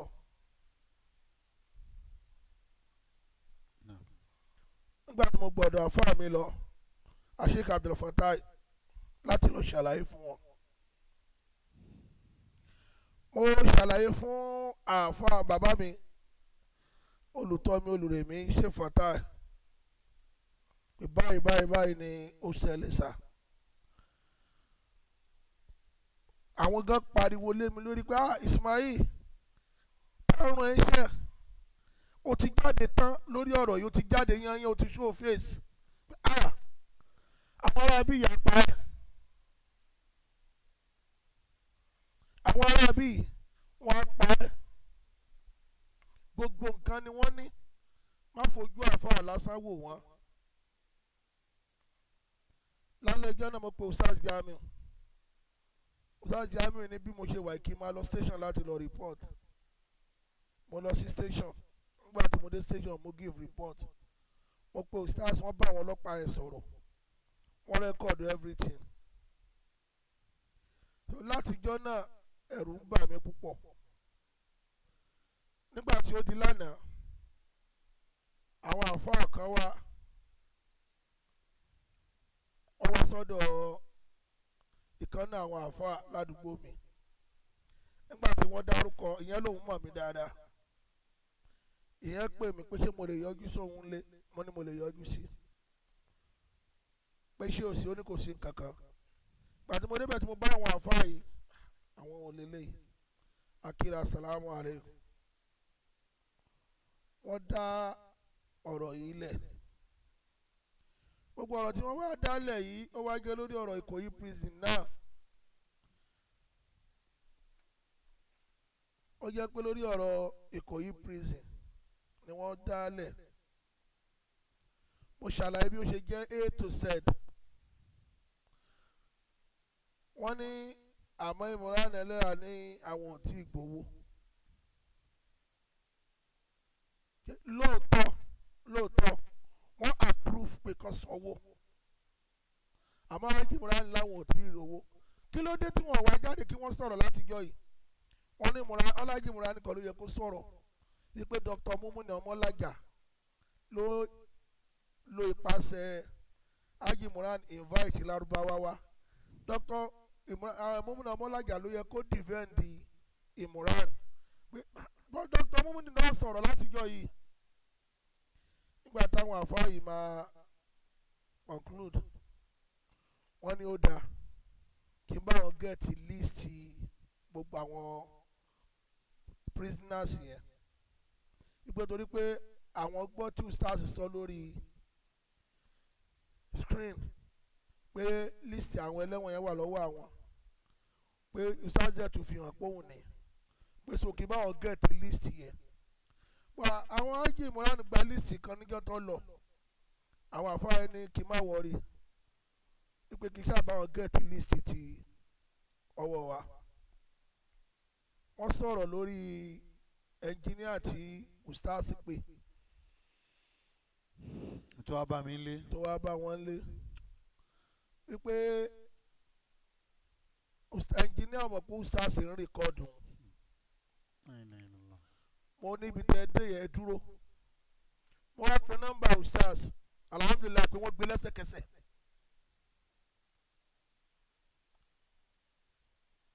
Ustaz salamu aleykum sa ọ̀dà mi lóhùn ẹjọ́ bàbá ìjọ tí ẹnjìníà yẹn wá bá yín lé kó tó sọ̀rọ̀ kí ló wí. Ustaz ní ó ní kí n rìkọ́ọ̀dù òun mo ní ṣe ti gbọ́. wọ́n ní bọ̀dọ̀ ẹnjìníà lóhùn kọ́ lòun ní kí wọ́n rìkọ́ọ̀dù kódà gan wọ́n sọ pé wọ́n máa play gbogbo ọ̀rọ̀ táwọn jọ sọ lórí screen. wọ́n ní kí n bá wọn gẹ́ẹ̀tì líìsì àwọn ẹlẹ́wọ̀n lẹ́sẹ̀kẹsẹ̀ mo pe Ustaz ustaz làwọn ò lè fi list sílẹ̀ pé kọ́ lọ gbà tiwọn àfi tó bá máa gbà pé gbogbo tó bá máa ṣe o ó máa kárí àwọn along so àtàná yìí ni mo ti ń bẹ ustaz ké ustaz ibi tó dé dúró yìí àwọn náà kàn ti bèrè list bóyá wọ́n ti ṣe tán láti máa lọ gba àwọn èèyàn lẹ́ni ẹ yẹ ká fún wọn ní list ustaz làwọn ò lè release list káwọn náà lọ gba tiwọn ẹlẹ́ẹ̀kejì tí wọ́n bá ti ń lọ gba àwọn èèyàn lẹ̀ ẹ má tiẹ̀ mẹ́nu bá kúrò ní pé lágbájá lówó wà lọ́dọ̀ ẹ̀ àbí kámẹ́ lówó lọ ẹjẹ́ àgbàgbé ẹ̀ torí ọlọ́run torí ànábì torí ìyàwó mi gan ó bá ustaz sọ̀rọ̀ lórí fóònù ẹ̀rù ń bà àwọn ọmọ mi ibo mo fẹ́ kọ́ ọmọ gbà àtàyà àti ìyàwó torí ọlọ́run torí ànábì Muhammad torí ọlọ́run torí gbogbo ẹni tí bá ń gbọ́ ètò yìí torí ọlọ́run mo sọ ọ̀rọ̀ yìí fún bàbá wa Ustazjamiu Adégúnwà gẹ́gẹ́ bí ó ṣe rí lára mi tó ń dùn mí alhamdulilayi òun làwọn èèyàn kan ti ń jáde yìí ó di mẹ́rin ẹ wo iye èèyàn tó tún máa gbà lẹ́nu ọ̀la sí Monday àwọn mẹ́rin tó jáde yìí wọ́n bọ́ lóko ẹrú wọ́n kù nínú ìnira wàláì ẹni tó bá débẹ̀ yẹn ò ní bẹ́ẹ̀ lọ́hùn fọ́ta ẹ̀ kọ́nà tí ì sọ̀rẹ́ ò ní bẹ́ẹ̀ lọ́hùn fún ọ̀tá kọ́nà tí ì sọ ọ̀rẹ́ nǹkan ayọ́kẹ́ tó bá mú wọ Ìkòyí prison wọ́n máa bọ̀ ọ́ wọ́n máa yùrùbù ọ́ báyìí bíi pé wọ́n fẹ́ yá sí wẹ́wẹ́ ni ẹ wo nílé ọlọ́lọ́ ẹni tó lówó tó ní mọ́tò tó wá di pé wà ní ẹni tí ń du jàlámíà òkìrìkà tú sars ni a gbé lọ sars ni a gbé jàlámíà lọ jàlámíà tó a gbé lọ kí ẹni tó nílé ọlọ́lọ́ tó jẹ́ pé nínú ìtàn ẹ̀ tó sọ fún wa ó ti lò bí mọ́tò mẹ́rin sẹ́yìn tó ti lò bí mọ́tò mẹ́rin kọjá tó wá ń du òkìrìkà so gbogbo ìrònú yìí ló bá mi tí mo fi pe ustaz mo fi ṣàlàyé pé ẹjọ́ ẹgbàá wà.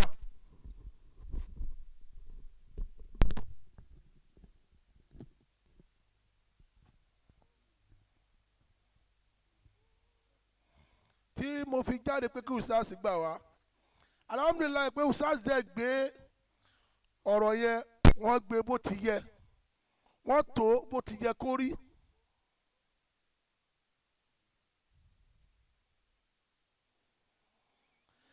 alhamdulilayi pé ustaz wọ́n gbé ọ̀rọ̀ yẹn wọ́n ṣe bó ti yẹ kó rí àmọ́ ẹ wá wo ibi tí wọ́n á ń gbà jáde sẹ́mi torí ọlọ́run torí ànábì Muhammad gbogbo àwọn tí bá wo ètò yìí mo sọ ní sọ kémi àtìyàwó àtọmọ lè free ni torí ọlọ́run